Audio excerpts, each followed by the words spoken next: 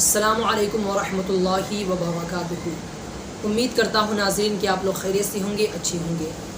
اللہ پاک آپ سب کو اپنے حفظ و امان میں رکھے۔ میں حافظ محمد انضمام الحق آپ کا اپنے چینل پہ سواگت کرتا ہوں، استقبال کرتا ہوں۔ اللہ کے فضل و کرم سے، اللہ کی توفیق سے میں نے قانون شریعت کی کلاس شروع کی ہے۔ میرے پاس 2 کتاب موجود ہے، ایک ہے قانون شریعت اور ایک ہے ہمارا اسلام۔ ناظرین، ان دونوں کتابوں کے ذریعے سے ہم ضروریات دین کو سیکھیں گے، سمجھیں گے۔ ان دونوں کتابوں کے ذریعے سے ہم اسلام کو سمجھنے کی کوشش کریں گے۔ اللہ پاک سے دعا ہے کہ مولا ہمیں اسلام کو سمجھنے کی، سیکھنے کی توفیق عطا فرمائے۔ آپ سے گزارش ہے، اگر چینل پہ پہلی مرتبہ آئے ہیں تو چینل کو ضرور سبسکرائب کر دے، ہم سے جڑ جائے تاکہ ہماری ہر نئی ویڈیو، ہر دینی نالج آپ تک سب سے پہلے پہنچ سکے۔ آئیے ناظرین، آج کی اس کلاس کو شروع کرتے ہیں۔ ناظرین، جب کوئی انسان کلمہ پڑھ کر اسلام میں داخل ہو جاتا ہے، یعنی لا الہ الا اللہ محمد رسول اللہ صلی اللہ تعالیٰ علیہ وسلم، اللہ کے سوا کوئی معبود نہیں، محمد صلی اللہ تعالیٰ علیہ وسلم اللہ کے رسول ہے۔ جب یہ کلمہ پڑھ کر کوئی انسان اسلام میں داخل ہو جاتا ہے، اسلام میں اس کی انٹری ہو جاتی ہے، اس کے بعد اسے یہ جاننا ضروری ہوتا ہے کہ اللہ پر ہمارا عقیدہ، ہماری سوچ کیا ہونی چاہیے، اللہ کون ہے، اللہ کے بارے میں ہماری سوچ، ہماری فکر کیا ہونی چاہیے۔ تو آئیے ناظرین، آج کی اس کلاس میں آج کا ہمارا چیپٹر جو ہے وہ یہ ہے کہ اللہ پر ہمارا عقیدہ کیسا ہونا چاہیے، اللہ کی ذات و صفات پر عقیدہ۔ بسم اللہ الرحمن الرحیم۔ عقائد کا بیان، اللہ تعالیٰ کی ذات اور صفات کے عقیدے۔ ذات یعنی شخصیت، یعنی اللہ کے بارے میں ہمارا کیا عقیدہ ہونا چاہیے۔ اس کے صفات، یعنی صفات کہتے ہیں اس کے اندر خاصیت، جو اللہ کے اندر خاصیت ہے، یعنی اللہ رحمان ہے، رحیم ہے، قہار ہے، جبار ہے، اس کے بارے میں ہمارا عقیدہ کیسا ہونا چاہیے۔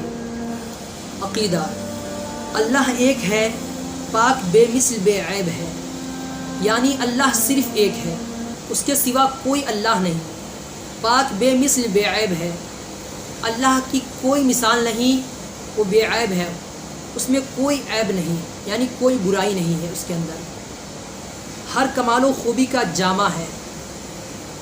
جامع کہتے ہیں یعنی 2-4 چیز جب ایک جگہ اکٹھا ہو جاتی ہے تو وہ جمع ہو جاتی ہے، تو اسے جامع کہتے ہیں۔ یعنی اللہ کے اندر ہر کمال و خوبی موجود ہے، اس کے اندر کوئی ایسی کمال و خوبی نہیں جو اس کے اندر نہ پائی جاتی ہو، کوئی کسی بات میں نہ اس کا شریک ہے، نہ برابر، نہ اس سے بڑھ کر۔ وہ ماں اپنی صفات کمالیہ کے ہمیشہ سے ہے اور ہمیشہ رہے گا، یعنی نہ اللہ سے کوئی بڑھ کر ہے، نہ اس کے برابر ہے۔ وہ ماں اپنی صفات کمالیہ کے ہمیشہ سے اور ہمیشہ رہے گا، یعنی اس کے اندر جو صفات پائی جاتی ہے، رحمان، رحیم، قہار، جبار، ستار، یہ سب ہمیشہ سے ہے، یعنی کوئی یہ نہیں کہہ سکتا کہ یہ سب چیز اس کے اندر اب آئی ہے یا بعد میں آئی ہے، نہیں، جب سے اللہ ہے، جب سے اس کے اندر یہ صفات موجود ہے اور یہ ہمیشہ اس کے اندر رہے گا۔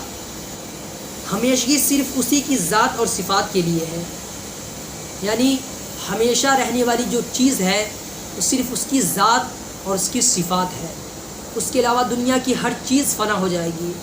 اللہ تبارک و تعالیٰ نے قرآن پاک میں ارشاد فرمایا، کل من علیہا فانی ویبقی وجہ ربک ذو الجلال والاکرام، یعنی دنیا کی ہر چیز فنا ہو جائے گی، باقی رہنے والی ذات خدا کی ذات ہے۔ اس کے سوا جو کچھ ہے پہلے نہ تھا، جب اس نے پیدا کیا تو ہوا، یعنی اللہ نے جو چیز پیدا کیا تبھی وہ چیز اس دنیا میں آئی، اس سے پہلے کچھ بھی نہ تھا، نہ انسان تھے، نہ زمین تھی، نہ آسمان تھا، یعنی کچھ بھی نہیں تھا، سب اللہ نے پیدا کیا ہے۔ وہ اپنے آپ ہے، اس کو کسی نے پیدا نہیں کیا، نہ وہ کسی کا باپ، نہ کسی کا بیٹا، نہ اس کے کوئی بیوی، نہ رشتہ دار، سب سے بے نیاز ہے۔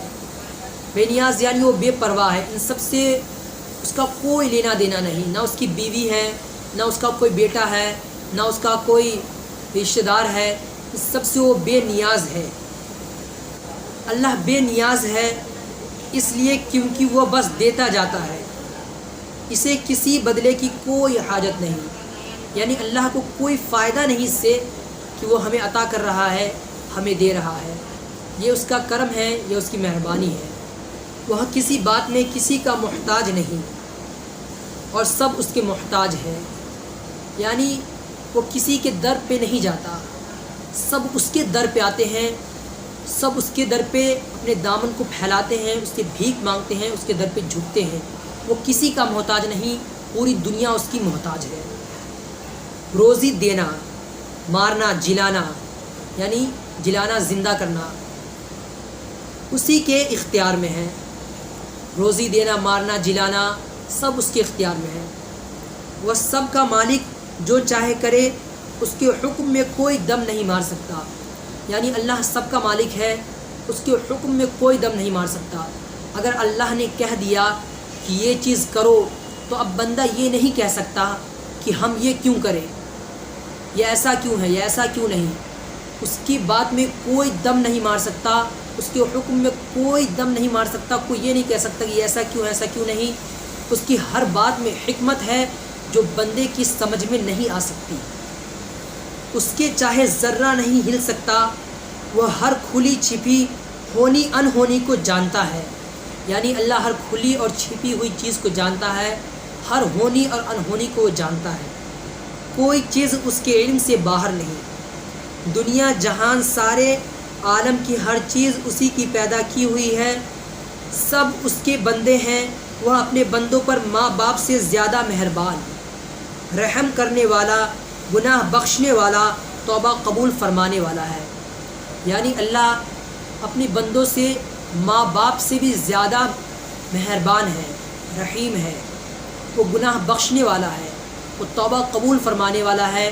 بس بندہ اس کے بارگاہ میں جا کر گر گرائے، دو آنسو بہائے، اللہ تبارک و تعالیٰ اس کی توبہ کو قبول فرمائے گا، اس کے گناہ کو بخش دے گا۔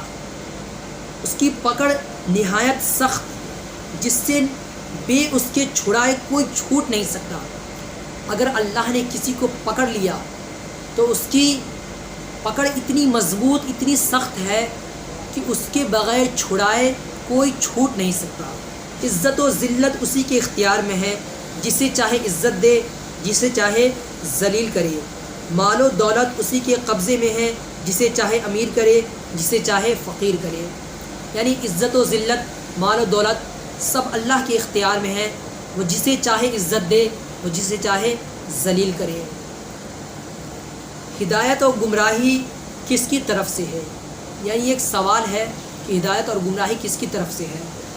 تو ہدایت و گمراہی اسی کی طرف سے ہے جسے چاہے ایمان نصیب ہو، جسے چاہے کفر میں مبتلا کرے۔